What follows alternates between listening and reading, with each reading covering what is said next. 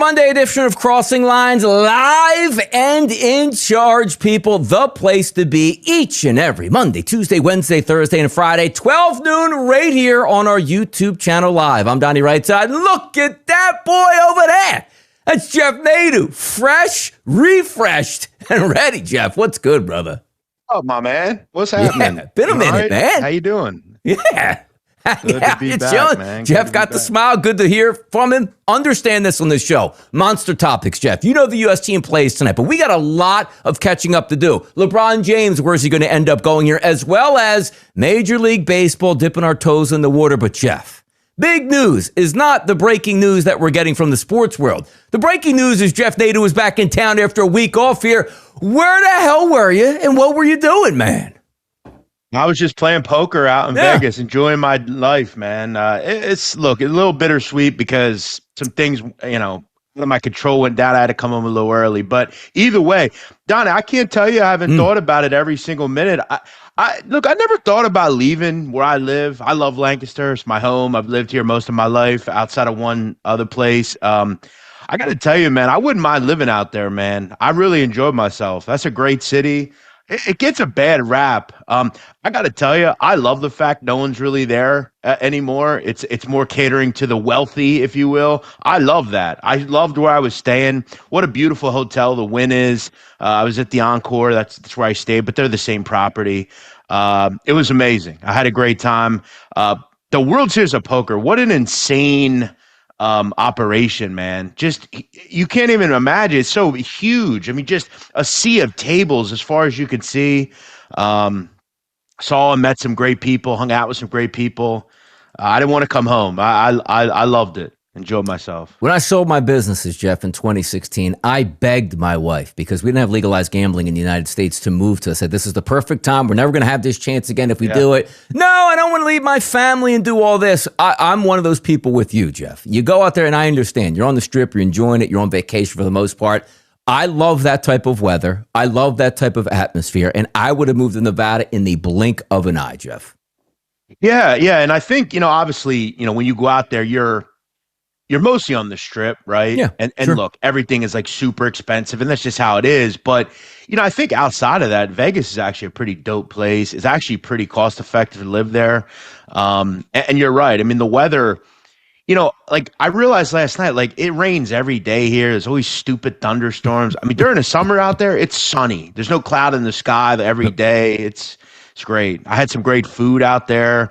I heard through the grapevine you were bagging on my sushi, man. I get you're not a sushi guy, but Donnie, I'm telling you, man, that Wagyu with the crab.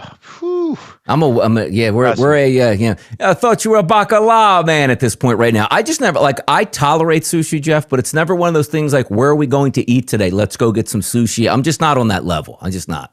Yeah, no, that's fair. I mean, a lot of people don't like it. I think it's also something that's a little misunderstood. I think you got to get the right stuff. But yeah, I did a lot of betting out there too.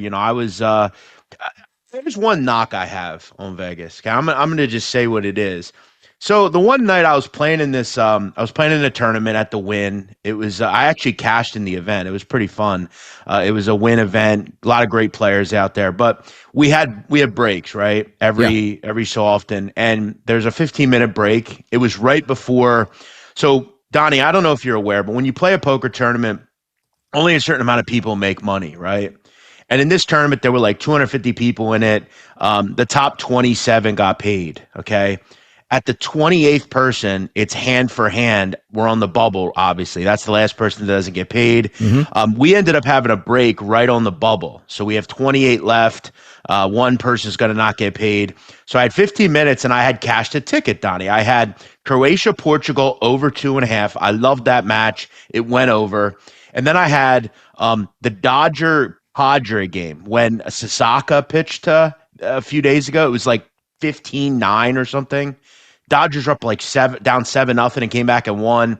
Over was an easy game playing that game. I had the over also. I had the team total that night. Yeah. Right. So I have a ticket. It was like a $1,200 cash. I go over to the Wynn. I'm like, you know what? I'm gonna cash this while I have a break. I go over to the Wynn. It's like 9:30.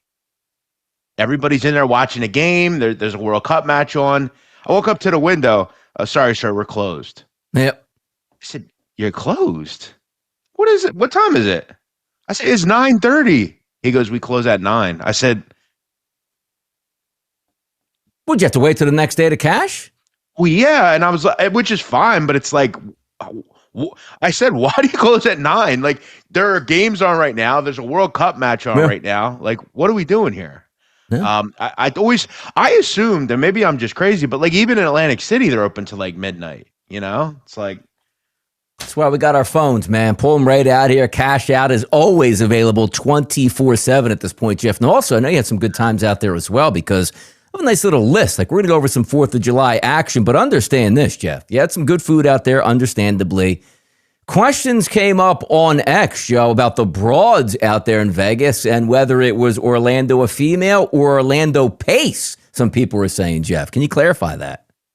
no, so yeah, that's where she's from. I actually don't even I don't even remember her name, to be quite honest. I just when we met, like where we met, obviously on an app, she was from Orlando. She'd come in for the weekend, and she's then going to LA after, and then going back to Orlando.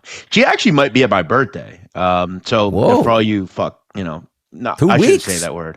Yeah, but either way, yeah, she's from Orlando, and for me, that's an easy way to remember because I don't really go to Orlando like that. I don't have no Orlandos in my phone.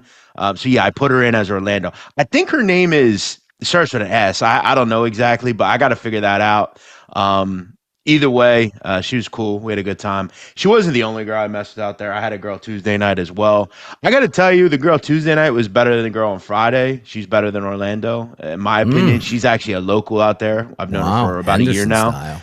But yeah, we had a great time. Donnie, it's always great when, I don't want to get too graphic here, but it's always great when, and again, I know you're married. I'm not asking you to comment on this, all right, but the men in the comment sections will. It's always nice when a girl wants to do a certain thing to you and she does it for like a while because she's really enjoying herself. You got the mirror right there. She can look at herself. I will say, I can't say I don't have some photos of her taking the mirror shots of her doing some things. It was a great time. We had fun. Somebody's going to crack that cell phone. Well, that's the thing.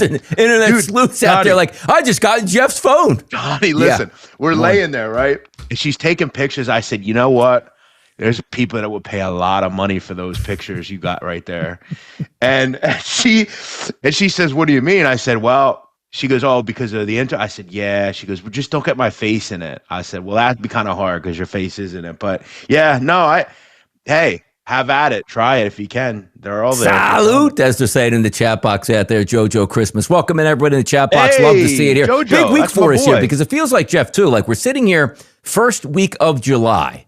2 weeks or so, Jeff, NFL teams are going to get to training camp here, followed by college football is going to be live, NFL is going to be live, and away we go, and a lot of big changes here on coming to the show and how we're going to structure things, which I can't wait for, and neither will you once you find out what those changes are. But also in the same time, like, talk to me, Jeff, 4th of July weekend. I've been with you and your family on 4th of July weekend. Did you get back late in time? Because I saw you taking pictures, by the way, on the plane of the bridge that seems like it's never going to be built, I assume, down in Baltimore. Yeah. What a complete joke. Yeah. It's crazy you got that picture, by the way, though. It is. Yeah, I had to go to Hartford Labor Day last week, last year for the for a Barstool thing I was doing. And we actually flew out of BWI and I saw it then. And I thought, okay, well, maybe now it'll be a little bit better. Maybe they'll have something up or something. No, it's still the same position, the key bridge. Yeah, it's insane. 3 years later, I actually got a DM, Donnie, from someone who's working on that, and he was upset that I talked so poorly about it. He's like, we're working. People always get angry. He said, we're working hard on it. I said, on what? You haven't done anything. It's been 3 years. No, I actually, I had to come home on Sunday. Okay, that was I was going to leave Sunday. And I thought to myself, you know what, like, July 4th on a Saturday. Let me see what I can't do to maybe get out of here on Saturday. Yeah. So I checked the flights. There was a flight at 7:05 a.m. Saturday. And I thought, now remember, Donnie, I was with this Orlando until like 11, right? Yeah. She says to me, you want to go to Live, which is a club. I said, I honestly was like, you know what? She had a broad with her. I said, you know what? Kind of do want to go to Live, but I got a book. I got to get out of here. So I ended up getting a little sleep. I woke up at like 4 and I left around, late late 4:30. I got to the airport and I just left. I got home by like 2:30. So Yeah. I actually went out Saturday night. Yeah, I didn't really do too much. It ended up raining around here. So it's kind of a bad weekend weather-wise because all the parties, the fireworks got rained out, it seemed like. Yeah, fireworks got rained out, but also got not only rained out, but it actually heated out, man. You missed an absolute smoke show of a week in this area, which was outrageous, ungodly. Now we're finally back to decent temperatures, but every 15 minutes on my phone here, I get those updates. Like, okay, flood warning coming along, so I'm with you there. It was hotter flood warnings here. Typically in Vegas, man. It was hotter here than out there. You know, out there, it actually, for most of the week, it was like 90. It wasn't too bad, actually. That's awesome. Fun week. Had a great time.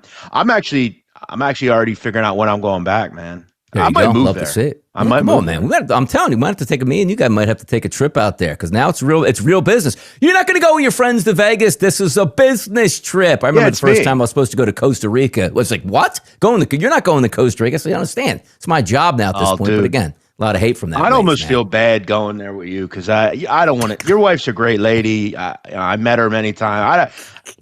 Bro, you know, I have friends of mine, Donnie. I have a dear friend of mine. We grew up together. My first job I ever had was at his pizzeria, his family's pizzeria. He's a Italian guy. My boy from high school. I remember for years he had gotten a serious girlfriend and she wouldn't let him hang out with me. And I remember influence. A year or so ago, I remember she said to me, she goes, you know why I never let him hang out with you? I said, honestly, I get it. I get why. I wouldn't want, if I was a woman, I wouldn't want a husband hanging out with me. I always get nervous with the single guys, the married guy hanging out with the single guys, always at that point. But Jeff is back in the saddle, ready to roll as we move it forward to football season. Now, Joe. Now, Jeff. Like, Joe was great last week. You're back at this point. All systems a go. Hit the like button, hit the follow button, square it around on social media. You know the way we get down and do business. Because why, Jeff? Top stories today. You ready? Of course, it's the top story today. The United States men's national team taking on Belgium 8 p.m. in the Pacific Northwest tonight. I've been thoroughly enjoying. We're going to get to the action, which took place last night because I stayed up for that entire game, Jeff. Maybe outside the U.S. games. The first match I watched all the way through. We'll get there. But tonight, round of 16, the U.S. involved. Yeah, it's kind of exciting for a lot of people, right? I mean, it's been a while since the United States has been good. I mean, it's been like, it seems like 20 years. I remember they had a pretty deep run, like in like 09 or one of those years, but not 09, 10 or something. I don't know. Look, obviously this is going to be overshadowed by the Balogun stuff. I'm just going to be honest. I mean, it's a bit of a disgrace. I mean, if we're being real, I mean, the FIFA has never done this. They have no appeals process. This is just kind of one of these things where we have rules until we don't really want to follow them. So we'll just not follow them. Look, do I think Flo Balogun should have been removed from the game over this red card? Well, yeah, you get removed over a red card. Should he have gotten a red card? No, I don't believe he should have, but that's not the point. He was removed, which the rules state you're then out of the next match. It's real simple to understand. There's no appeals process here. This has never happened in World Cup history. Did Donald Trump get to FIFA? Probably. Did he do something here? Probably. But this sets a bad precedent to the rest of the world. And if I'm Belgium, I'd be pissed as well. But I'm with you in one way, but also at the same time, I don't think the application of the rule was correct at this point. Now, some people say, "Oh, you're an American, you're rooting for the American team." Let me tell you something right now. If Messi got carded for a play that nobody thought he should have been carded for, like, I would be upset and say, oh, well, it's great. Oh, Messi's not going to play. That's great for Team USA. Like, there's something about a fairness where I don't mind it. So, well, it opens up. Good. I'm glad, Jeff, it opens up the door. Because there's one thing if you come in cleats high and drill somebody in the face because that was your intention, throw you out. Making a play on a ball where you step on somebody's leg. Why is it? Yellow card, I'm fine with. I would have no issue with that. But no card on the field, slow motion red card, that's where people get pissed. No, I'm not saying I agree that I don't think he should have got a red card for the tackle. I agree. However, he was given one. Okay. And the rule is in the next game, you can't play. I agree, though, if this was some, I don't know, random player on Cape Verde, yeah, I don't think this would have happened. This is a rules for thee, but not for me type of thing where, if it's a certain player, look, if this is Messi, it's probably the same thing. This guy plays on the United States. He's their best player, arguably. And look, we know how right now, again, this is driving interest in this game from a worldwide standpoint. Not that they necessarily need it. However, it's a rule that's never, they don't do this. There are no appeals. There are certain leagues where this goes on, but not in the World Cup. It's never happened before. That's the knock on it. That said, we have a guest today. I'm sure we'll get to my prediction. I think there's a really great spot in this game that you should be wagering on, which we'll get to. But yeah, it just makes it a whole lot more interesting. And Belgium's been a little De Bruyne. Belgium has not looked like the team from 6-8 years ago. They were able to escape the other night against Senegal. I was actually in the World Series of Poker watching that when it happened. I couldn't believe it. That said, does this light a fire under them? Where they're kind of, what, we're Belgium. Why aren't we getting any sort of love here? And they look at it from the standpoint of, it's going to light a fire. I'll tell you what, it lit a fire under Norway. It just seemed like they cared more about that match yesterday than Brazil. I think Brazil kind of waltzed into that game with the thought of, we're Brazil. We're just going to be able to kind of show up and be fine. And Norway was just a better team. By the way, Jeff, you're an oddsman, so am I. Like, there is an appeals process in place with Belgium right now that's saying, we don't think this is fair. Do you think there is a chance in hell that before we get this game underway, 8 Eastern, that Balogun is back out because the appeals process kicked in? No. This is the same thought of when you get a life sentence without the possibility of parole and you do the appeals process, the appeal is going to be there for you to do. It never works. No, we've already decided what we're doing here. You can appeal all you want. It's not going to work. And it's done too late. I mean, it's basically been done on the day of the match. This was already decided. This wasn't like, hey, we're following rules. No, we just made a call, and this is going to work this time. We made a dumb mistake. We have to try to fix it somehow, and we have to try to appease a guy in Donald Trump who won't let this stop. He'll keep going at Benito or whatever the guy's name is that rules FIFA. And by the way, I also do get a kick out of all the the side people that are talking about rules and this and that, these corruption type people. It's like, well, sit this one out, man. Like 6 years ago, you were blazed with corruption as well. It's just a corrupt body. It always has been, always will be. But again, if this was some random guy on Curacao, this doesn't happen. No. So, and again, it adds to the intrigue tonight. And also this, Jeff. Now everybody's rooting for Belgium. When the hell did the rest of the world ever root for U.S. in any sport at any time? Like, this galvanized it. I think it's hilarious, but it is going to be awesome theater to watch that play out, Jeff. But also, other top stories that we have from over the weekend. I know you were in Vegas and 3,000 miles away, but T-Swizzle got married to Mr. Kelce, and the nuptials took place in Madison Square Garden. Nobody allowed to have cameras, Jeff. Why? Because we're all going to sit down and watch a nice Netflix special in 3 months here about the prince and the princess getting married in Madison Square Garden. What'd you think about that? Didn't get a chance to talk to you on that. I don't know why this is even why are we talking about this? What does this have to do with sports? I thought this was a sports show. It is. Look at the guy who's getting kissed right there. Wow. The best tight end maybe to ever play the sport. Athletes get married all the time. I don't know that we've ever talked about. We did to Don Devontae Smith, I think, once. See that? Yeah, line dancing, man. But I think that's just because you and I are fans of the team. But no, I didn't know this happened. I don't care that this happened. You gonna watch a Netflix special, Jeff? No, I don't want to say what I wish would have happened here. Oh no, because you get us kicked off the air or something. Yeah, because I'll tell you right now, I might get a call from the DEA or FBI or something. Yeah. At the FBI at this point. All right, you might hear that in a little bit. Yeah, they had their marriage, $20 million wedding here at this point. Nobody's allowed to have cell phones. They're taking them away. People were breaking NDAs at working in the arena, snapping pictures, getting fired because heaven forbid you should spoil the Netflix show coming out without a couple pictures here from the people making $15 an hour working that thing. But also, Jeff, Donnie, go ahead. Travis Kelce is not the greatest tight end ever.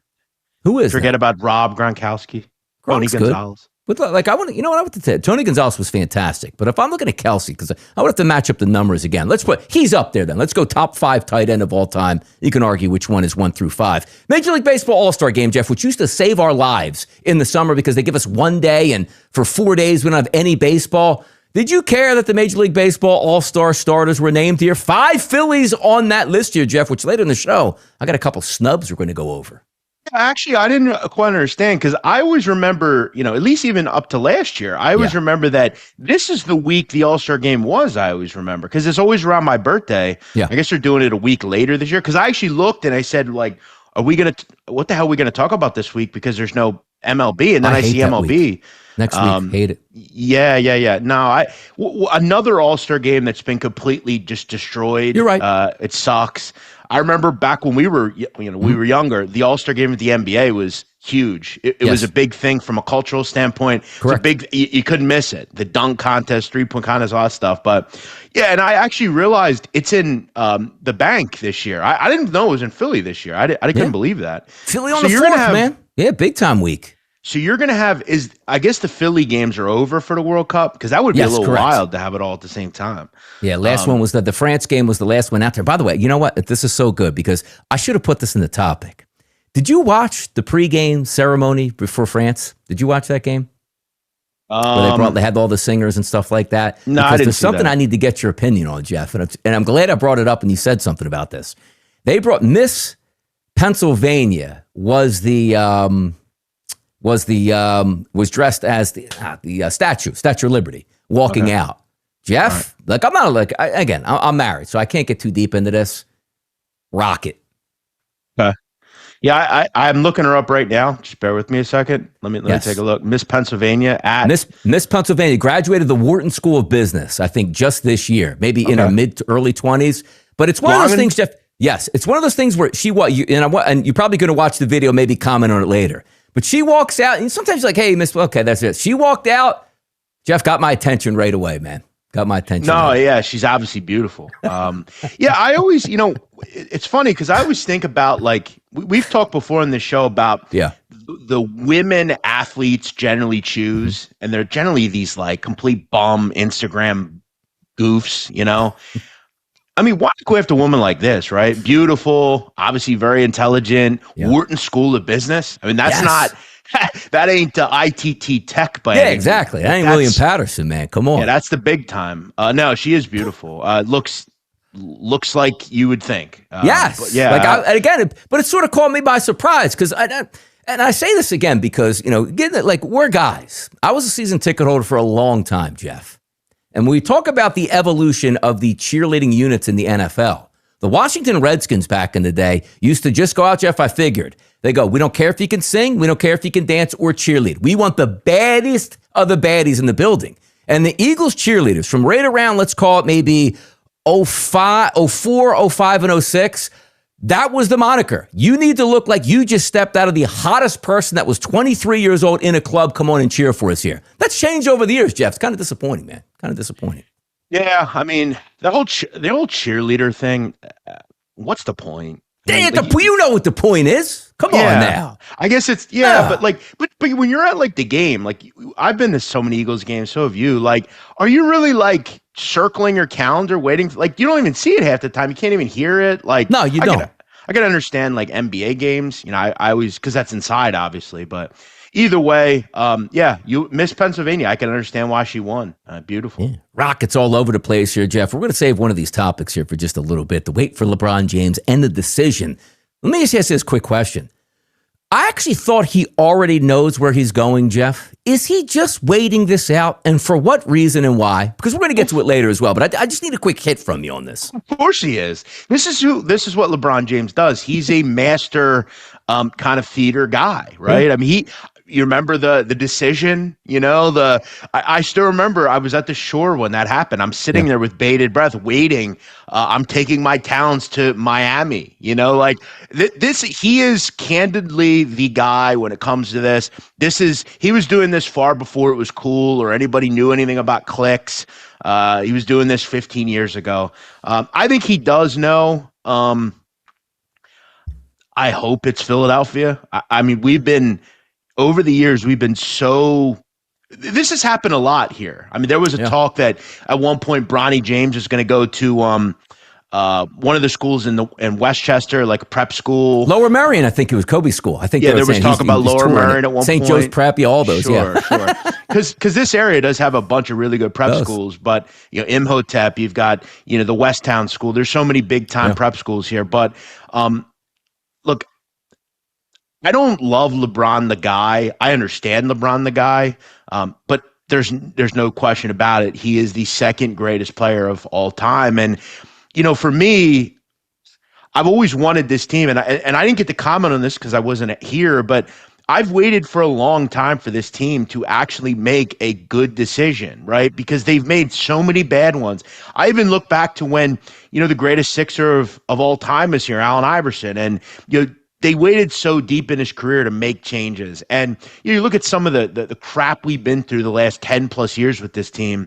It was nice to see them make a really good decision for once, and maybe put just winning and not going after some retread.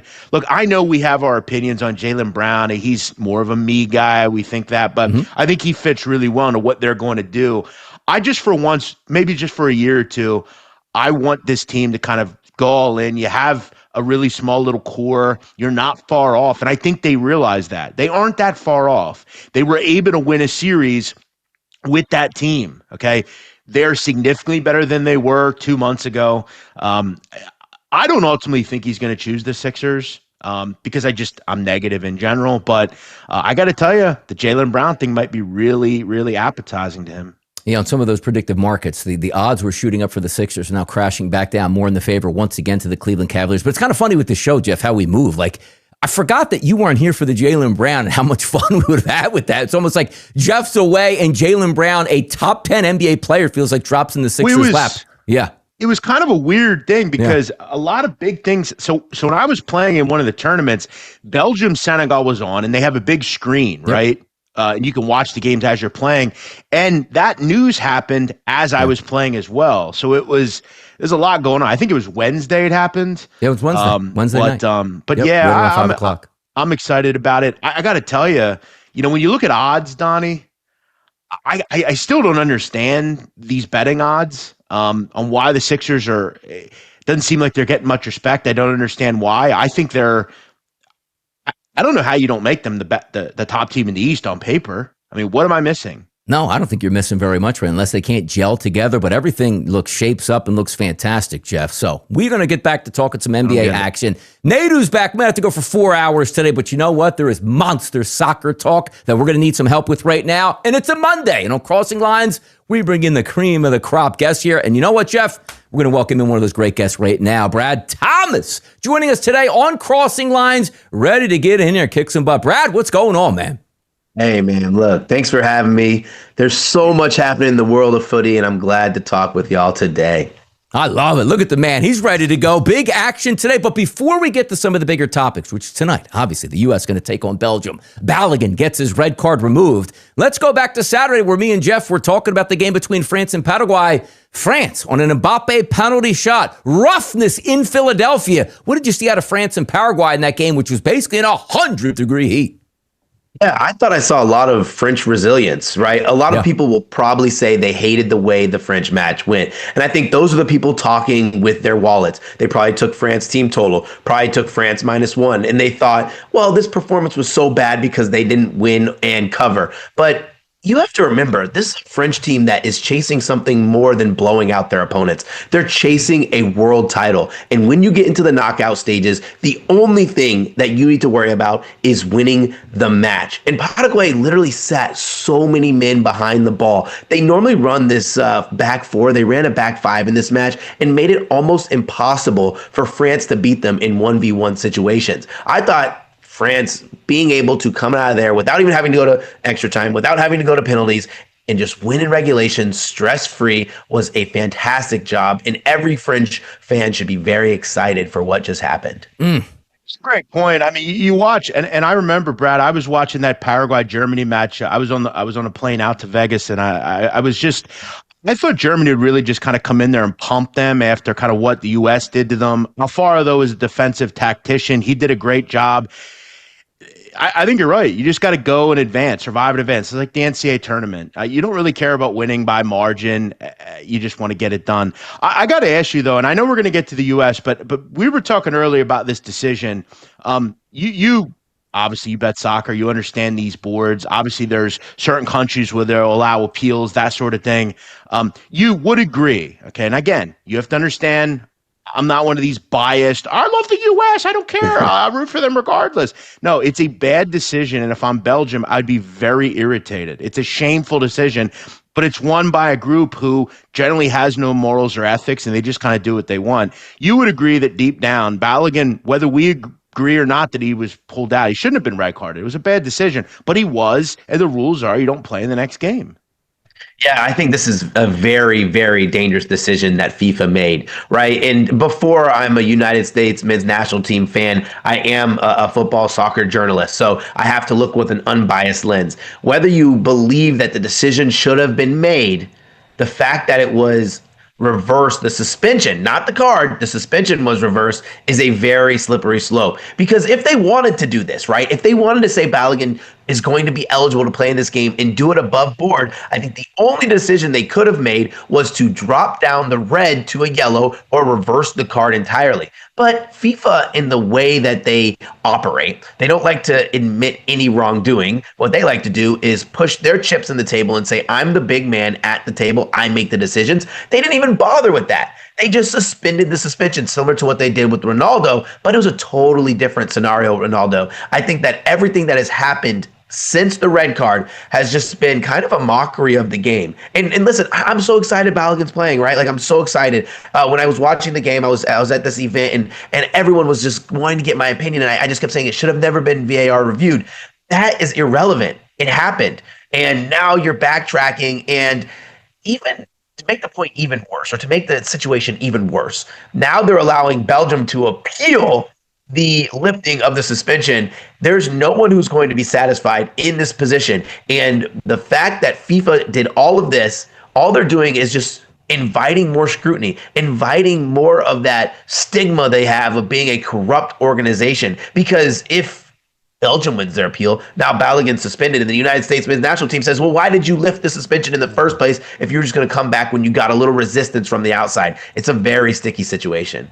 Yeah, it really is, because you're taking a look at things where we understand it's a red card and that's the end-all be-all, but just the application of the rule where there was no card on the field, then it turned to a red card at that point right now. And I think everybody also likes, on the biggest stage, you want the best players. The NBA does this a lot as well. Hey, get your, 17th tech, you're going to sit a game. Well, it turns out that's the playoffs, and it's Luka Doncic. Like, oh, we reviewed that here, we're going to take it away. Now, if it was really egregious to me, right, if you take a look and say, as I'm looking at the play right here on my screen, Brad, I don't think that's a red card. And honestly, like, I am a Team USA fan, but if I saw Messi, if I saw Ronaldo, if I saw De Bruyne get that, and like, how could they give that guy a red? I would feel the same way. We want to see the best players on the biggest stage, and even if it is a hated rival that you have, I always get up and say, look, just make the right decision. And I honestly do think the right decision was made, because I didn't think it was a red. But as Jeff points out, and so do you, there is also a formality that happens where now does it open Pandora's box right here? Like, we all agree that it was a bad card. Okay. Yeah. Yep. That's not the knock here. Okay. You're the right. knock is you have a rule and we say, well, we're just going to create our own and be like, hey, you're good. Like I said before, and Brad, would you agree that if this was some, ninth best player on Cape Verde, this doesn't happen, right? It's kind of a popularity thing, right? It's going to help soccer, especially in this country. It's going to help people be more interested. It's going to appease Donald Trump, okay? And whether we want to admit it or not, Donald Trump is the most powerful person in the world, arguably, and having him appeased is helpful. They don't want to deal with his nonsense. And as you said, all this does is kick off see, we know FIFA. And look, this will appease the United States in terms of FIFA. Maybe it quells some problems between soccer fans and FIFA, but deep down, this was a decision you just got to stick with. Is it fair? No, but it's how the rules are. Rules aren't always easy. I think the optics. Yeah, I think the optics get a little worse now that Donald Trump is actually publicly stating that he was a part of this ban getting lifted, right? This should have been, and listen, this is a business at the end of the day. The United States just had the FIFA Club World Cup, then the World Cup, and I'm pretty sure they want to bring the Club World Cup back here because it's really good weather during that time of year. They can get a lot of fan attendance, and the infrastructure is really great for having a lot of fans there. But this should have been one of those backroom deals, right? Like, not saying that it didn't have to be above board, but the fact that you are publicly saying you played a hand as the president of the United States shows favoritism. And it also just shows the fact that it's an utter disrespect to the game and the integrity of the game. I just would prefer that, like, you don't get out there and you don't brag. You don't make all of the other countries feel like the United States is getting preferential treatment. Yeah, no doubt about it here. But let's flip over to what happened yesterday on the pitch here, Brad, because, as a World Cup lover, which I am, I love the biggest stage games. Friday, we were talking as myself and Joe Lisa. I can't wait to get to Sunday. I know there were big games on Saturday, but I couldn't wait to get to Sunday. Norway, the 2-1 win over Brazil. And then all eyes, I can't wait to see the ratings for this one. England and Mexico is everything I wanted, all rolled up in the one game with an unbelievable atmosphere, crazy hysterics in the second half, all the way down to the end where England won 3-2. Man, I love NFL Sunday. I loved, Brad, Soccer Sunday yesterday. Sunday was an absolute banger. And man, Brazil. And I think you just think about the name brands, right? You have Brazil, you have Erling Haaland, you have Harry Kane in England, oh my God, you have Mexico playing at Estadio Azteca, but it just started off with total controversy, right? Like, Carlo Ancelotti is one of the best tacticians, one of the best masterminds of the game. So little old me questioning his decision is real easy from my couch, right? But he made probably the first mistake of Brazil's World Cup tenure in changing their tactics against a Norway team that kind of have struggled defensively through this tournament. Instead of them playing on the front foot, they wanted to concede possession and try to win on the counter. The second decision he made was having Bruno Guimaraes take the penalty kick over Vinicius Jr. And what I hated about that was him going publicly and saying Vinny is like the fifth best penalty taker on the team. I think that's something you probably should have just kept to yourself, because you go back, you look at Bruno. Bruno's taken, 3 penalty kicks in his entire professional career. Yes, he took 2 this season, but I am not the one to say because a guy has a good record in penalty shootouts, he's going to be a good kicker in game in penalties. I think that was the first mistake he made. And I just think he underestimated how much dominance that Haaland can bring to a game. I thought that was, the whole Brazil fiasco made the start of the day incredible. And then I actually am really glad that I was of the mind that we would have a banger in Mexico, and it lived up to the hype. Some questionable decisions, but no one can complain about how many goals we saw, how many of the best scorers on each team, like Quinones, Jimenez, Kane, Jude, the best scorers on both teams, Mexico and England, scored goals. That's what soccer fans want. Yeah, we talked about it earlier, Brad, and I think you would agree. You watched the game, really, the first game from the start. It just seemed like Norway, I'm not going to say cared more. Obviously, Brazil is Brazil, and we know they care. It didn't seem like they kind of seemed like they just rolled over and thought, oh, we'll just beat Norway. It's Norway. We'll figure Haaland out.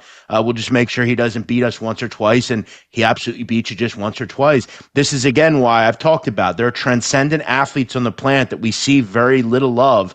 You don't see talent like that. There are 3 players in world football that are transcendent and dominant players. Obviously, we know Messi, we know Kylian Mbappe, and we have to put Haaland in there. He is a guy that can completely change the game quickly and on his own. He doesn't really need much of anything else. He completely took that game over and said, okay, I'm the guy. Let me be the guy.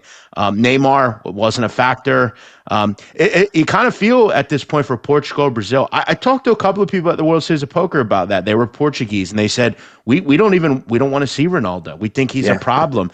Some of these teams, they don't want to see these older guys. And you see Neymar comes off the bench. It just seemed like Norway wanted the game more. It seemed like they were on the front foot more. I don't know what Ancelotti was doing. It wasn't just you. The whole world said that. It was an idiotic decision. Total imbecile move. Yeah, no, I mean, like, there's a couple things that come in play with this Norway team.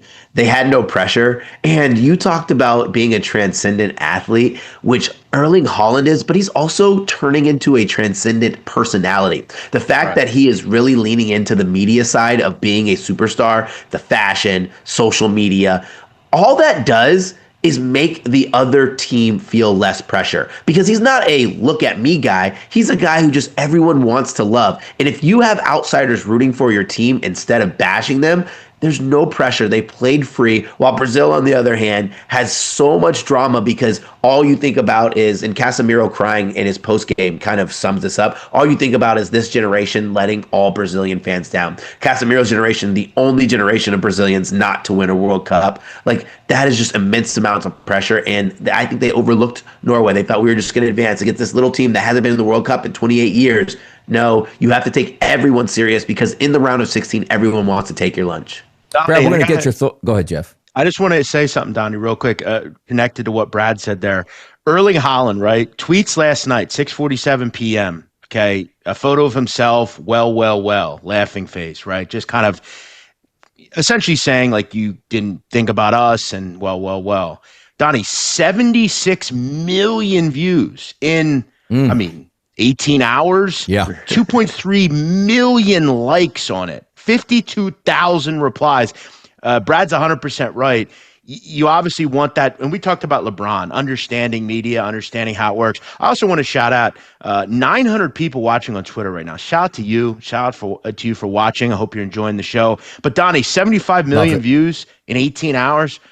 I can't even do that. Come on, let's do it. We're going to be able to do that here. Maybe we get that tonight for some, anger on Twitter by Jeff Nadu here. Or, Brad, talk to me about tonight, the main event. We're going to get to Portugal and Spain and get some thoughts on that. But U.S.-Belgium, 8 p.m. tonight in Seattle. One of those places where home field advantage does matter. And the U.S. plays tremendously well in front of that support. So let's go down memory lane here. U.S.-Belgium today. What do we think happens here on your part, Brad? Yeah, so this entire tournament, I've been pretty contrarian with the United States. I was on Turkey. That was a really good situational standpoint. This match is a lot more interesting than people think because in the beginning of the tournament, the United States was undervalued. They didn't come into this tournament with a lot of great results. They had good moments, like good moments against Belgium in their friendly, good moments in their friendly against Germany. Ultimately, both were losses and probably left a lot of fans scratching their heads. As they progress through the tournament, they're starting to get a little overvalued. But I don't know if it's enough that I've seen from the Belgium side to say, I'm going to click on Belgium. I actually think the draw is a runner at plus 260. This match just feels like one of those, you have team A, you have team B, and there's so much you like about each team and so much you dislike about each team. It's really hard to split. You split it down the middle, it's a draw. First and foremost, the United States, and this is historically, right? Like I cover United States, I cover football. You can go and look historically. This United States team, they typically struggle against the better attacks, and they're free flowing against the defensive teams. And that's where, like, you see when they play against an Australia team who's going to sit deep, a Paraguay team who's going to sit deep. United States says, I love that. We'll score. We'll open the game up. When they play against a team who said, yeah, we're going to give you our best. We're going to play on the front foot. That's when they really start to struggle. And if Belgium can bring that attacking edge that they've kind of lacked over the last 3-4 matches, I do think there's going to be trouble. But I don't know if the United States lose. Seattle and the home field advantage is enough to get them over the edge. Had it not been for a penalty in Mexico at Estadio Azteca, the same thing would have happened for the Mexican side against England. And I think this is a drop-off in class compared to England for Belgium. So I believe we get a draw here. I'm thinking it's going to be a banger, though, like 2-2. And I think we're going to see fireworks. So, Brad, I've been probably the biggest detractor. They're actually considering bringing me in for treason. I've been so against this side. But again, but what he won't tell you and what they won't tell you is I told everyone on here that Turkey would beat the United States, and I told them that it would be a high-scoring match, whether we want to admit it or not. Okay, and I know that the one game against Turkey didn't mean much, and they had, cashiers and lawn people playing in defense for the U.S. But at the end of the day, it doesn't really matter who starts for the U.S. They can't defend, okay? Yep. And this is a group in Belgium who, are they older? Yeah. Are they as good as they once were? No. But they have Lukaku. They have Kevin De Bruyne. They have plenty of options up front that could score goals, similar to the way on the wing Turkey was able to do. Belgium have scored 22 goals in 8 matches when these teams played each other. And it's funny because all we hear from the U.S. fans is they almost beat Germany. Well, they didn't almost beat the Belgium side, who beat them 5-2 last March, which was a mess. Will that be what happens here? No. I'm playing the over. Both teams are scoring the over. I think the U.S. will probably find a way, if this goes to extra time, to get the job done. I think they're better than Belgium. As I said, I think they're better than Belgium. That said, I don't really care who wins. I like both teams to score in the over 2.5. we've just seen both these teams on the front foot. There's plenty of options from a scoring standpoint. I don't trust either defense. I mean, you look at Belgium's games in this tournament. Obviously, they had the 1-1 with Egypt, a tough side to break down. Iran, you're not going to get nothing going forward from them. Belgium was on a red card, but the other two games very open, 3-2 and 5-1. Yeah. I agree with you. I think it's like a 2-2 match. Yeah. Great stuff here as we go. By the way, like we have that U.S.-Belgium game tonight. Should be fun to watch it play out. Portugal and Spain. It's game number 1 today, 3 p.m. Eastern. Love a nice little afternoon game. You got Ronaldo on one side, but more importantly, you got Spain. Nobody's been able to get one past their goalkeeper here. Clean sheets across the board. I'm going to start here with you, Brad. It's going to be another clean sheet for Spain, or are we going to get one of these both teams to score and we're heading down the stretch here in an amazing finish? Man, I feel like I want to be on side with the clean sheet, but this tournament has been one of the highest scoring World Cups. The both teams to score number is hitting at an insane rate in comparison to the other World Cups.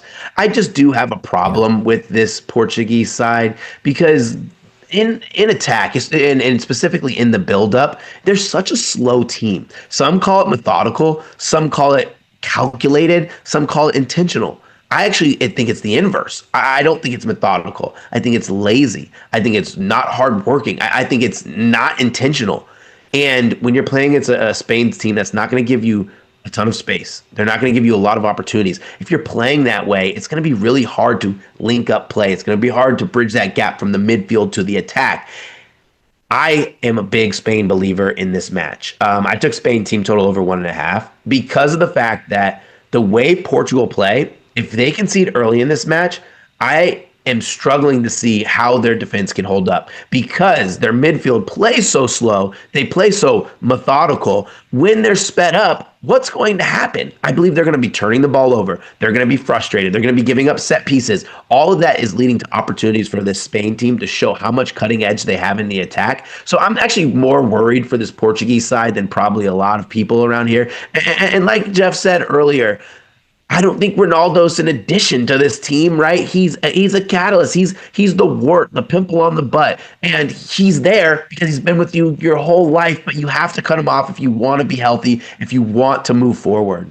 Donnie, this is, and I don't mean to take it back here, but this is like that girl, man. You know she ain't good for you. You know you got to kind of move on. You know that she's kind of past her prime. You see another better-looking girl.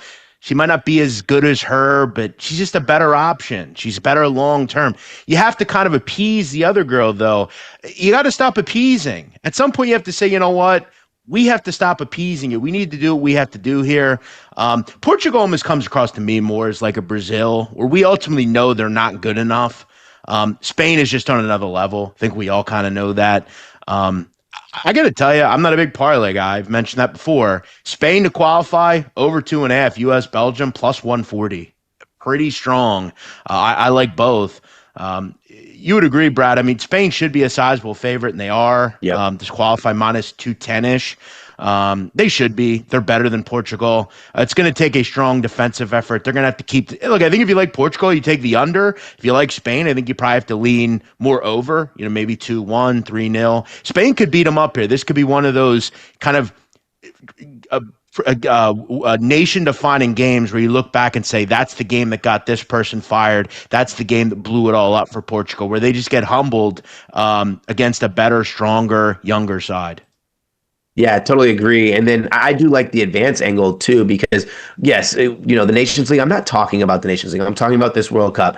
I think the substitutions is going to be really impactful and important. If Portugal get down to penalties, I think it's going to be drastically different than their last penalty situation where they're going to have to make subs a little bit earlier. And it kind of changes the mojo because I don't think there's going to be a Portugal side that if they get to extra time and then they get to penalties, they're never going to be chasing the game. It's going to be vastly different if they have the lead. Right? If you have the lead, you can kind of just protect it. But if they're chasing, you're going to have to make those subs. You might have to take out Bruno Fernandes, who's a penalty taker for Manchester United. You're going to have to take out Ronaldo. Obviously, he's not going to play 120 minutes.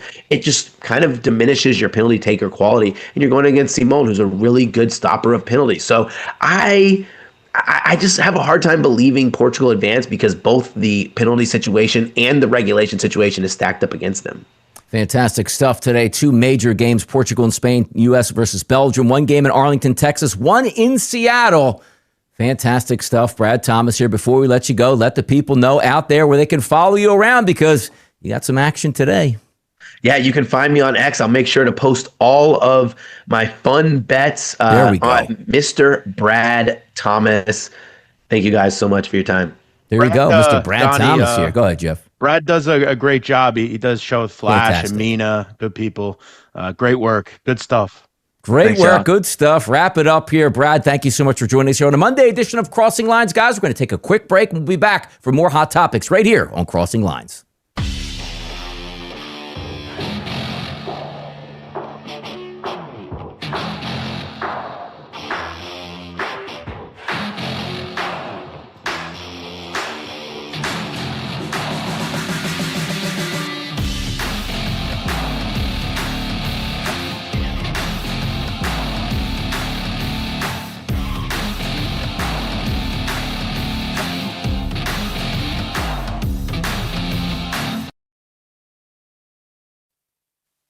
Right back on Crossing Lines here on a Monday, people. And as Jeff said, thank you so much for tuning into the program live here. A lot of people watching on Twitter, a lot of people watching here on YouTube. Make sure you hit that subscribe button, the like button, anything you can do to help us on social media. Retweet, comment.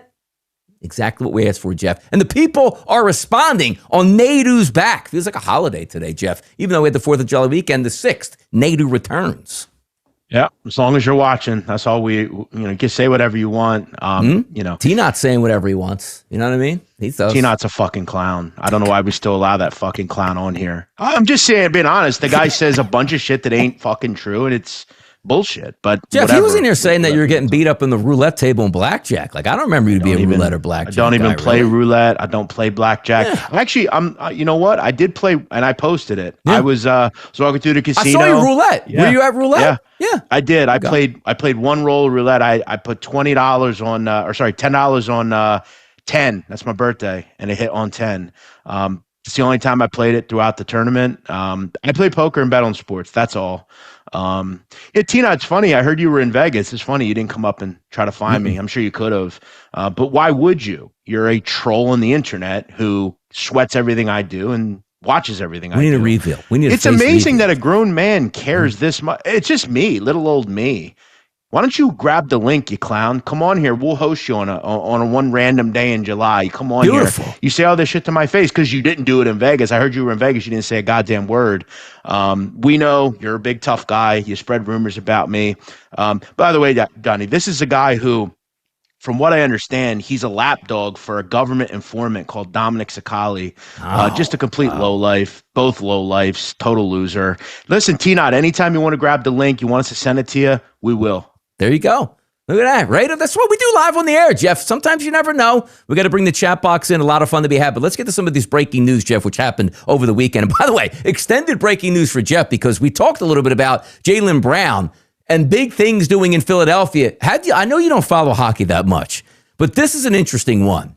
The Flyers signed an offer sheet to Leo Carlsson for 5 years, $90 million, with poison pills, Jeff, in the first 2 years, where they would pay him a lot of money that would blow up the salary cap for the Ducks here. Have you been following this story and what the proverbial grenade the Flyers threw into the NHL with this?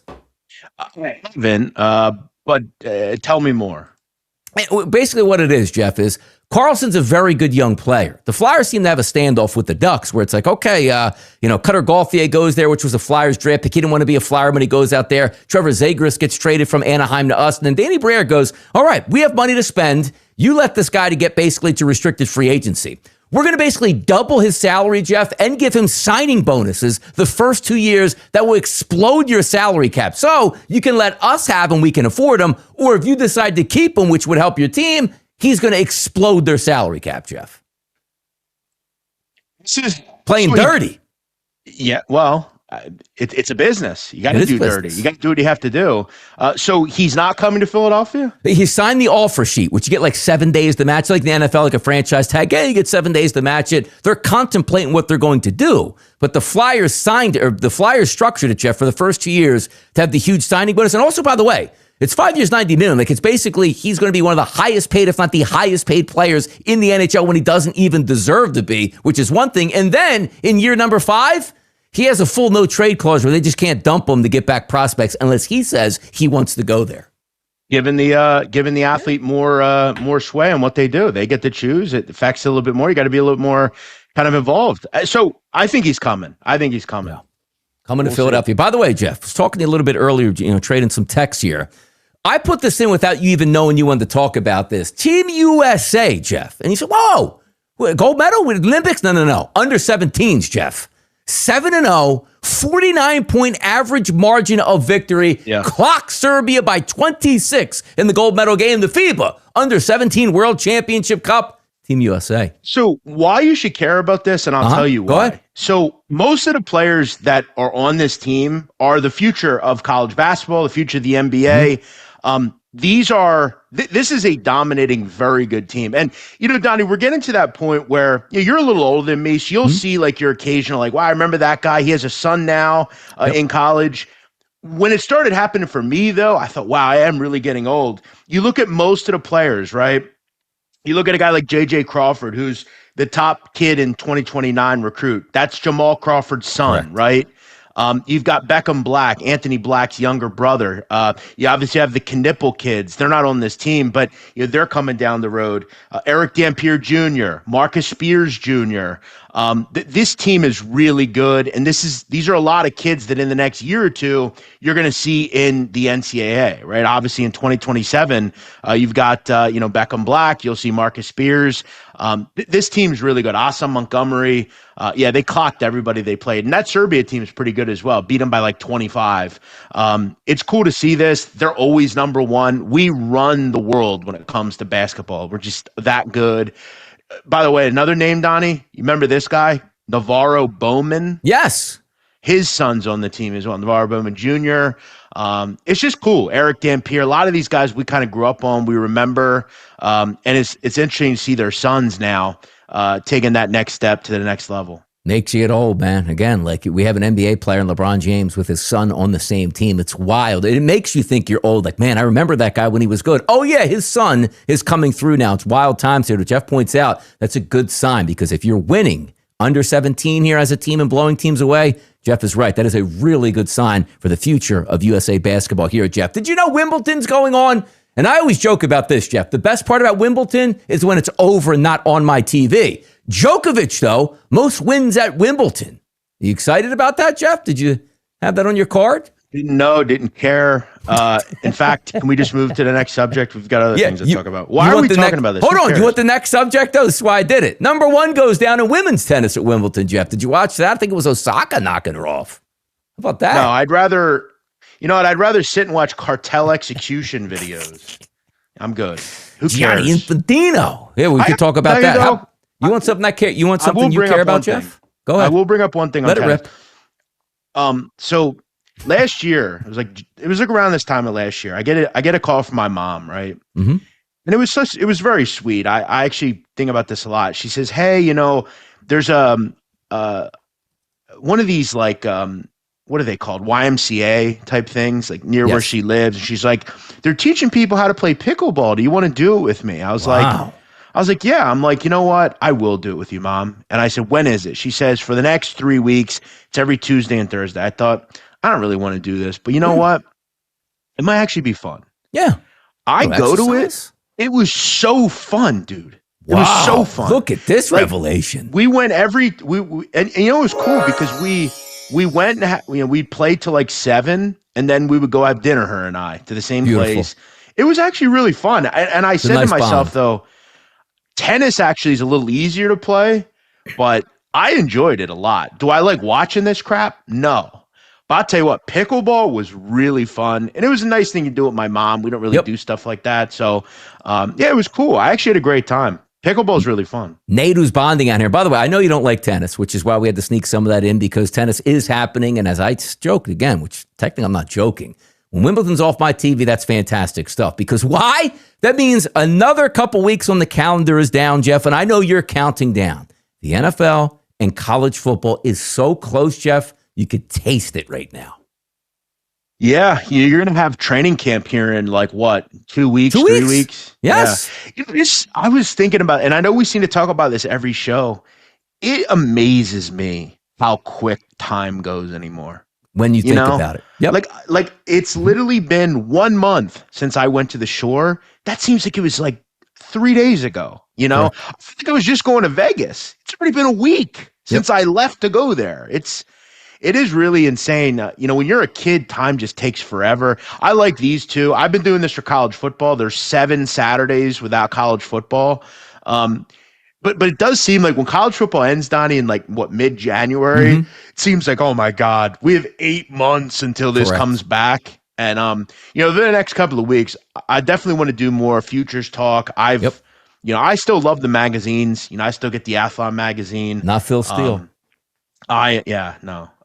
By the way, do we ever want to talk about that story? No, we are, Jeff. We have dead air coming up with that All-Star game next week here. Save Jeff, because Jeff has a great Phil Steele story. But just to piggyback off that, Phil Steele, like as a magazine, used to be like the Bible until I realized what information is important. 20 years ago in college football, and now I look at Phil Steele's application and be like, it's almost completely, Jeff, useless. I know. There's a guy, so I'm going to just call him out. He's a nice guy. I've talked to him once or twice, but there's a guy, Ralph Michaels. He's a big handicapper. He's like one of these old school Vegas handicappers. Yes, I know. He's the guy with since 2002. Correct. This trend is 140 and 85. And it's like, why is that relevant at all? Like, why do we care about what Toledo was doing in 2006? Why is that relevant whatsoever? It's lazy handicapping. I've always thought that. I think trends suck. Look, if you find a trend, Donnie, right, in college football for like the Naval Academy, right, or Army, with Jeff Monken, Army's this. I think that's a decent trend because, again, Army is the same team. Jeff Monken's been a coach. But if you have a team that's had like 7 head coaches since the starting date, it's like, why does that mean anything? But Steele is, I have a story about him, which I'll tell down the road, but you also need like a magnifying glass to see because the magazine is so full of information. And that's why I like Athlon, because I do love Athlon. It's just good for personnel. Like it's good for like flip the page, easy to read, get the information you need quickly here. Like, okay, I'm just looking for who the starting quarterback is. Why do I care who played quarterback for them in '84? Just give me the starting quarterback that's going to be this season, man. Do I really need the last 12 quarters? Do I need to know that Danny White played at Oklahoma 15 years? I don't care. But once we get to those, August and into football, we're going to spend a lot of time just going over games because that's what I like to do. That's what Donnie likes to do. Love it. This stuff is in our blood. Jeff's going to be a big prop guy this year. I can feel it right now. I like the anytime touchdowns for sure. There you go. Boom. See that? Greasing the skids for this point. But again, 10 more days till Sunday NFL. And Jeff is right about this. When you think about it at the time, oh no, February, we're never going to get football again. They're like, oh man, it's only June. We're already here, and time moves fast. It was like, hey, Jeff, remember way back in like the 2010s, we were doing Spreaker shows? Like, who would ever thought? Now we're old men basically sitting in these chairs as the OGs when we were the ones just trying to make a name for ourselves, and here we are, Jeff. The way it goes, man. It's the way of the world at this point. Yeah, it's already basically been a month since this show started. Yeah. The spring takes forever, and then once like June 1st gets here, it just like flies by. It's just July 4th. My birthday's coming up on Friday. I got my party in 13 days. So look, summer's fun. Once you get to July, though, you're pretty much summer's over once you get through it. Let's have some fun in Major League Baseball here, Jeff, before we get to some trending topics today. Been absolutely on fire, Jeff. Since June 19th, about 15 units positive. Awesome week once again last week. Looking to extend it today. Not a huge card. First game today is going to start Phillies and the Kansas City Royals 2:10. And then we follow through with the late game, which Jeff's going to have something here on Colorado and Los Angeles. But game number one I want to talk about, Jeff, Houston Astros taking on Washington today. Washington a slight favorite. My angle in this game is that Washington lineup really can do some damage to certain pitchers here. Mike Burrow is supposed to be on the mound tonight for the Houston Astros, Jeff. His last 98 hitters that he's going up against, it's not terrible, but it's not great. 189 ISO power number, 339 weighted on base percentage, but he really gets clipped by lefties, Jeff. And I've been red hot saying, you know what? Just split me some of these RBI props. James Wood, who's a lefty, going up against right-handed pitching over the past month, a 238 ISO and a 370 weighted on base percentage. Luis Garcia, another lefty, due to bat second in the lineup. 79 at-bats, Jeff, over the past month against right-handed pitching. A 547 ISO, which sometimes you don't even feel like these numbers can go that high, and a 535 weighted on base percentage. I'm going to double down on them, Jeff. Price points here. Wood, plus 132. Garcia, plus 153. Get two of them, great. Get one of them, fantastic. I'm going to start the day off on my card, Jeff. 6:45 tonight, Houston and Washington. Yeah, we'll see if this game gets played. You got real big, thunderstorm probabilities in these areas. Washington, Baltimore, Philly. It's super humid. Yeah. We've had thunderstorms the last couple of nights here. Look, my first thought, if this game does get played, over. Two pitchers who can't get anybody out. Miles Mikolas has been a mess as well. He's always had trouble with walks, that sort of thing. You have a high total here at 10, but you have another good thought, though, here. Two bad pitchers, Donnie. Yeah. Two bullpens that are some of the worst in baseball. Correct. I mean, Houston and by the way, the other night I had the Rays, was that Saturday? Mm-hmm. Rays up 7-2 to Houston. Oh, that's a terrible beat. It was horrific. Did you see by the way, Jeff, did you see the game last night or hear about it? The Marlins, or I think it was Sunday yesterday, got a perfect game. They're up, 8-0 or 9-0. Mm-hmm. Game turns out to be 9-8. Yeah. And it wasn't like, hey, we pulled him in the fifth. It pulled him in the eighth inning. You have Ridiculous. some wild things that are going on. I mean, I mentioned that Dodger game the other night. Padres are up 6-0 in that game at lost. Correct. Is there any better feeling, though, Donnie, when you have an over and like no one can get anyone out? I'm sitting there playing that poker tournament. I'm like, bet, man. Yeah, it's great. Yeah, lightning bets are great. But yeah, Astros Nationals looks to be, if they get the game in, there's a lot of thunderstorm probability here. But you have hot weather, humid, two gas can pitchers, two bad bullpens, two lineups that are pretty power driven. Yeah.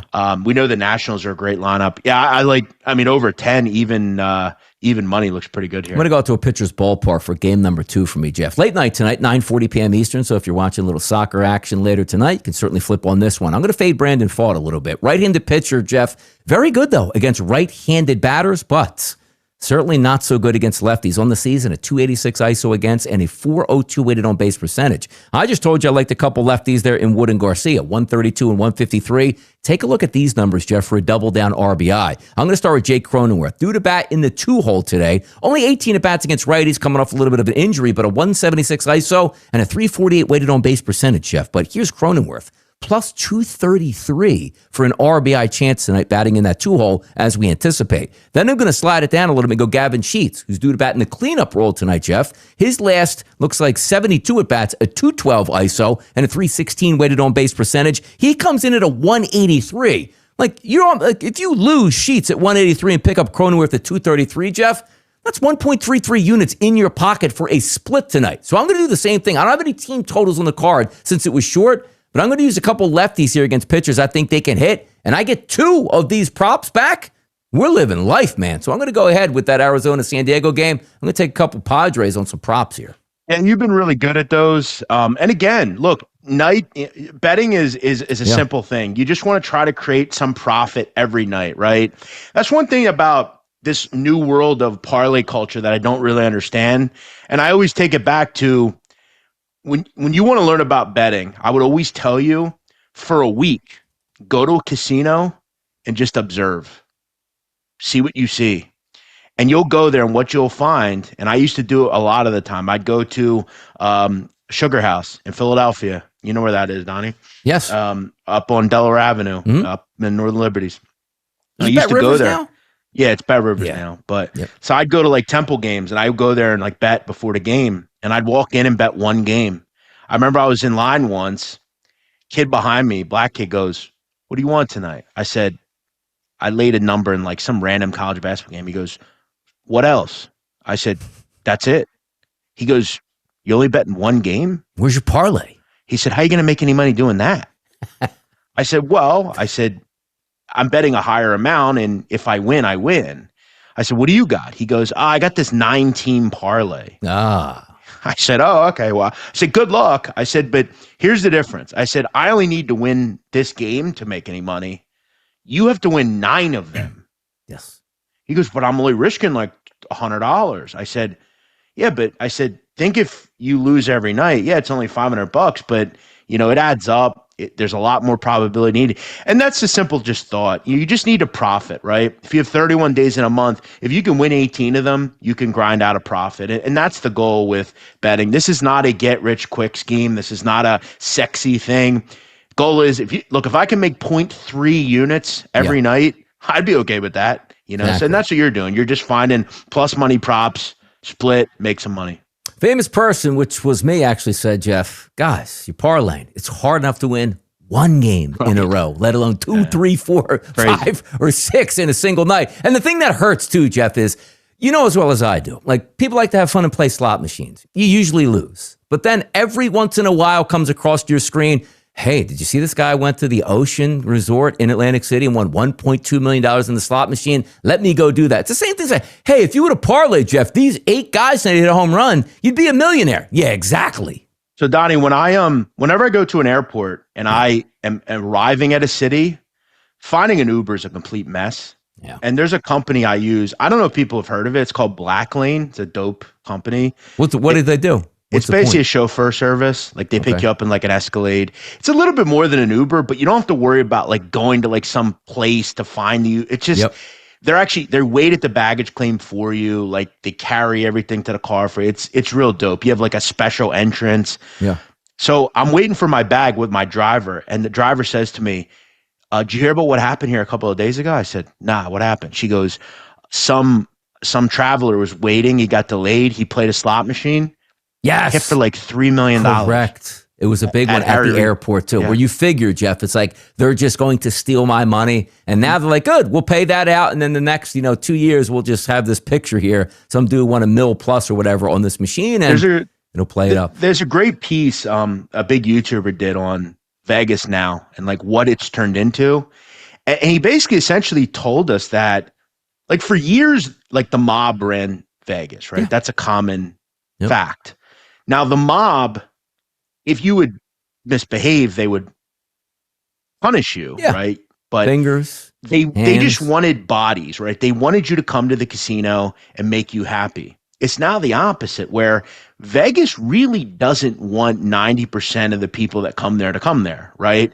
And I realized that by staying at the Encore and Win, right? Because this is a place where they basically said to Middle America, we don't want you here. Yeah. We want big people that are going to come in and play $50,000 a hand as opposed to $100 a hand.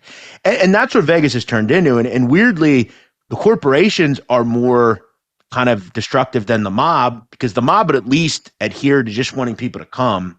But it is fascinating to look around. It is a lot. I was in there like on a Thursday night. It was dead. Now Friday and Saturday, the crowd's a lot better. But I'll just say this, and the last story I'll give to you on Vegas. Yeah. How much money is there?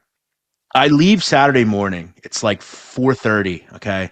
Clubs close there at 4:30. And that night at XS, which is in Encore, there was a big DJ there, Mal P. He's like a big DJ. It was bumping, I heard, really fun.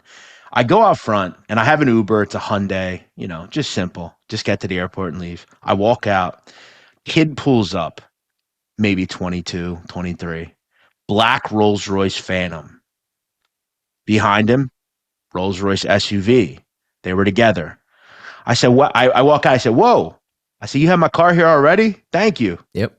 He goes, "You like that car?" I said, "It's beautiful." I said, "What are you, the DJ?" He goes, "Nah." He goes, "I'm in crypto." I said, I must be in the wrong business. As I walked to my Hyundai, and I thought, wow. Look, man, money shows up all over the place. You never know what somebody does or who handed them that money or how they got that way, but it's out there, Jeff. But also Major League Baseball, I know you got an action game tonight. 10-10 start. Talk to me. Colorado, LAD, Bum, Freeland? Yeah, I don't know what, some people say baseball's hard. It can be hard. It can be rough, bad beat-wise. But then you just kind of realize, well, I could always fade Kyle Freeland. With a good lineup. And it's funny, too, because the cool thing about baseball is we kind of excuse bad pitchers because they pitch at Coors. It's like, well, yeah, he does pitch at Coors, but he just sucks pretty much everywhere. He does. Kyle Freeland's a disaster. Okay, his whip is 1.6. That means every inning, 1.5 base runners are on. Okay, that's really bad. Now you got to play the Dodgers, who absolutely crush left-handers just like they crush right-handers. Kyle Freeland, opponents are hitting 318 off of him this year. It's July 6th. It's not like it's April 6th, Donnie, and he has 2 starts under his belt. Yep. Kyle Freeland sucks. Kyle Freeland has always sucked. Throw in the fact the Rockies bullpen blows. I'll gladly lay 5.5 runs with the Dodgers. I think they put up a big number here against Freeland. Lay 5.5 runs. Team total? Sorry, team total over 5.5. My fault. Now that would be a payout right there. Man, that's a lightning bet right there. 5.5 team total on the Dodgers here. Is it square? Yes. I got to tell you, I'm not crazy about Eric Lauer either. Stinks. He's the worst pitcher on my card today, by the way. I think he might get an over in this game. And the Dodgers have a problem with Sasaki and Lauer because they're not very good. Yeah. And they have to obviously deal with that. Look, they have a good group up front, but they've got to deal with that. I'm going to go over 5.5 here. Dodgers against Freeland. I just don't think he's any good. And again, this is a bullpen in the Rockies who statistically are one of the worst in baseball. So, should be a pretty easy number to get to. Give me the Dodgers team total over. No easy outs in that lineup. There you go. We got plenty of time for the All-Star break here. We'll get to my snubs at a later time because I want to make sure we fit in, Jeff, some of these trending topics, which if you were watching yesterday, which just about all of the world was, Mexico and Britain yesterday, Jeff, which obviously is England. Did you watch after the game? Like, you talk about like, hey, man, I got hurt in the game, slide tackle, got knocked off balance and broke my arm. How about just trying to go over an ad board on the side, Jeff, and you snap your arm? Do you see this? Jeff, when I say snap, I mean like a twig. Snap. You probably heard it break like a tree limb. Yeah, Jordan Henderson, he got a yellow card. He got a yellow card during the game for him? Celebrating. Yeah, it's the same guy. Yeah.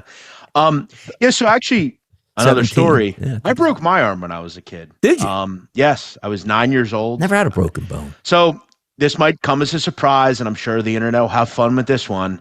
I was a smaller kid. I wasn't exactly tall. I was in 4th grade. Every kid could reach the monkey bars but me. I remember I was jumping up one time and I slipped and I fell on my humerus bone. I could still feel it in my arm, my left arm. And I remember I didn't know that I broke my arm at the time. My arm was like this and I'm running around and I can't move my arm. And the teacher says, Jeffrey, that's what they called me. What's wrong with your arm? I said, I don't know. I can't move it. And I had to go to the emergency room and I broke my humerus. And yeah, it's a weird feeling. I think he probably knew pretty much right away. He's a grown man who's in soccer. But, you know, arm injuries don't happen a whole lot there. But, yeah, Jordan Henderson didn't play much. He did get a yellow card yesterday. He's kind of a little older. I don't think he got it for celebrating, Jeff. Did he get it for, like, maybe a delay of game? Like, because it was towards the end of the game when he was, like, real close to the field. I don't know if he was doing this, hey, I'll take the ball and mess around with it for a while. That ref slapped him quick with the yellow. Yeah, I watched, I was watching the broadcast in Spanish and I was like on TikTok. I didn't really necessarily hear why he was pulled out, but yeah, Jordan Henderson's pretty old. I think he's like 36, 37. But he's going to have to, I don't know, maybe he retires now. I don't know. But yeah, that's rough. You know, you don't really play much. You get a nice win. You're in Mexico, but you break your arm. Not ideal.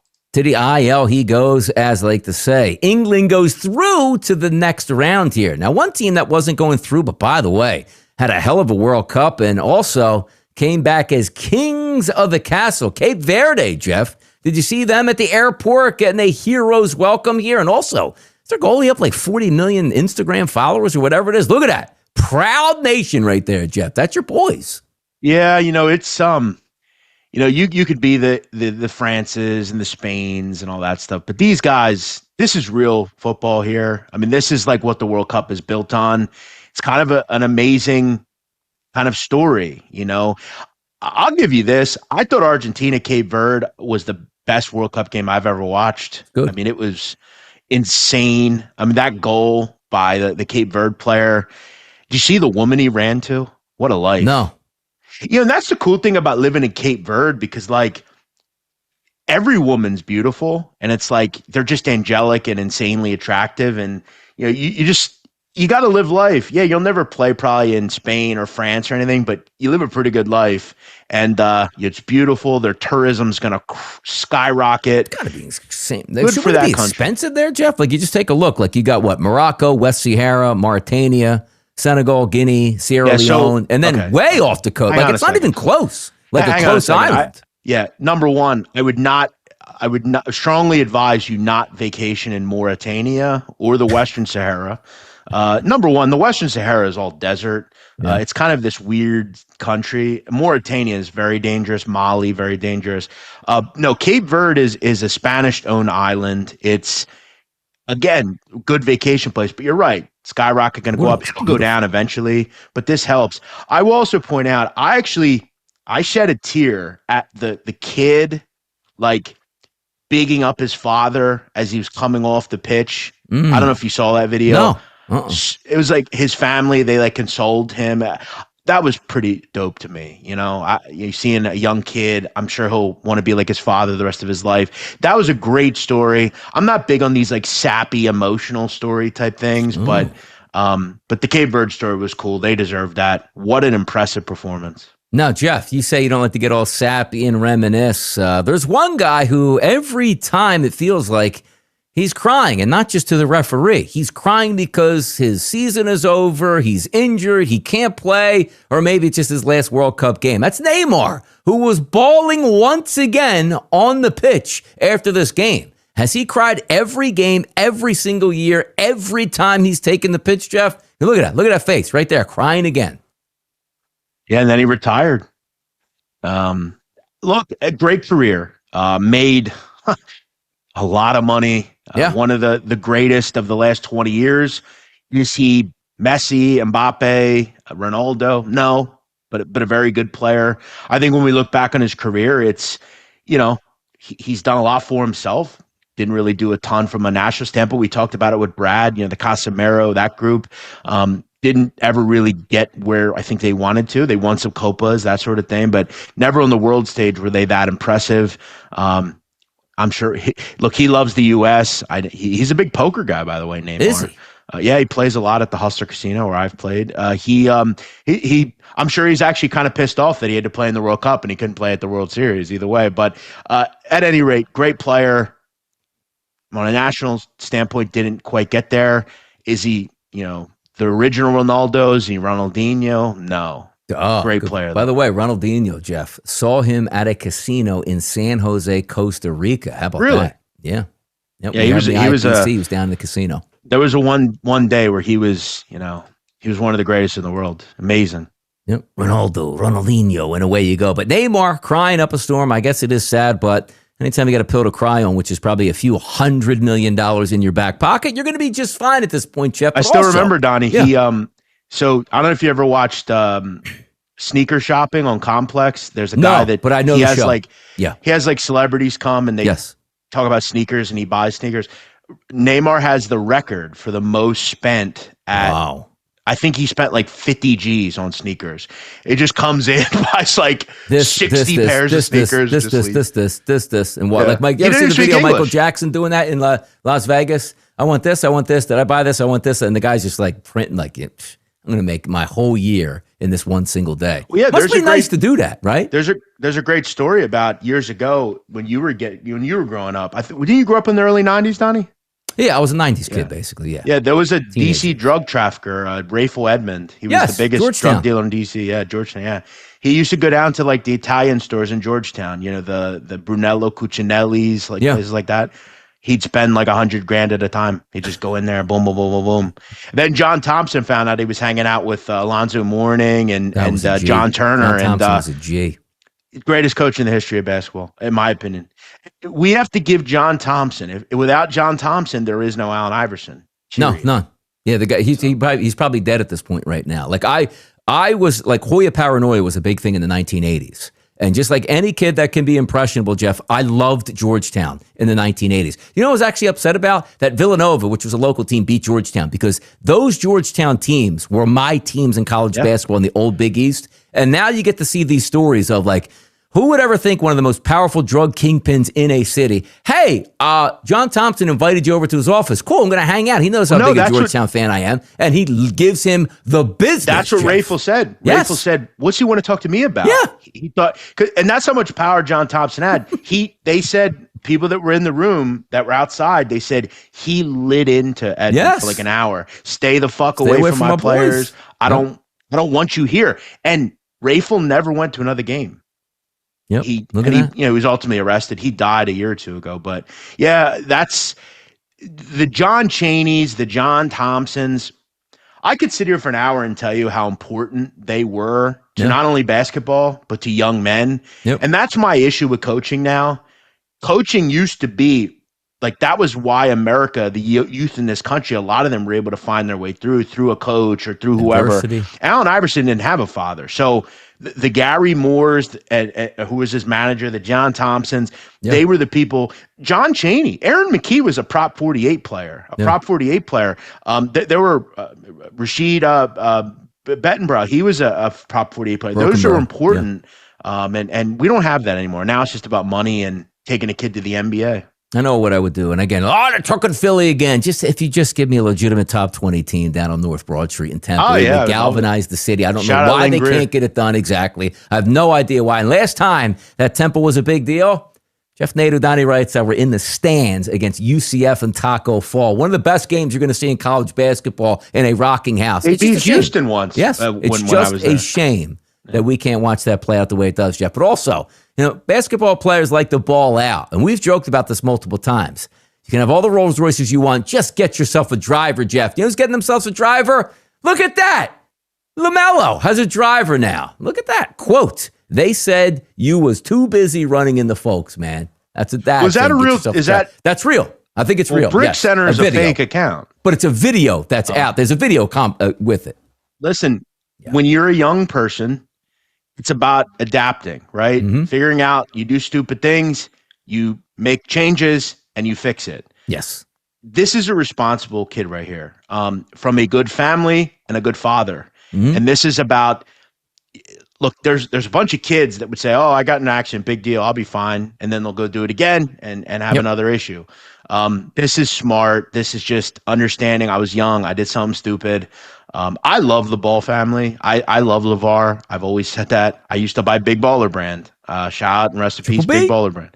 But yeah, no, he should have a driver. I know LaMelo just had a kid with Anna Montana. Shout out to her. One of my favorites. Yes, good for him. Good for him. All right, there you go, Jeff. How about that? 90 minutes in the books today on a Monday. You are back in your seat and ready to go. Monster things taking place today in soccer, Jeff. In Major League Baseball, we got a couple bits of action at this point. What's Nadu's, before we get out of here, what's Nadu's rest of the day like here on a Monday? Yeah, so I'll just throw it out quickly. I'm on both teams to score in the over 2.5, Belgium, United States. I also like the Dodgers, team total over 5.5. Rest of the day, well, I'm going to get a workout in here before it rains. It looks like it's going to rain here. I'll tell you what, Donnie, I was loving the chest press machine out in Vegas. I was in the Encore Fitness Studio every day pumping. But I got some errands I got to run. It's my birthday this week, so there you go. I'm looking forward to that. And then we got the big party next week, the lead. Beautiful. Beautiful. Never ends on Crossing Lines here. Thank you so much for everybody in the chat box, as Jeff pointed out there, out on X, everybody on social media. If you're watching live right now and you haven't done so yet, what are you waiting for? Hit that subscribe button here, likes, turn the notifications on. If you're watching on Twitter, follow at Crossing X Lines, and also hit the retweet button when we go live on shows, because the best part about the show is we're done for today on a Monday, but we'll be back again on Tuesday at 12 noon right here. I'm Donnie Rightside. He's Jeff Nadu. Good luck on your bets. We'll catch you tomorrow on Crossing Lines.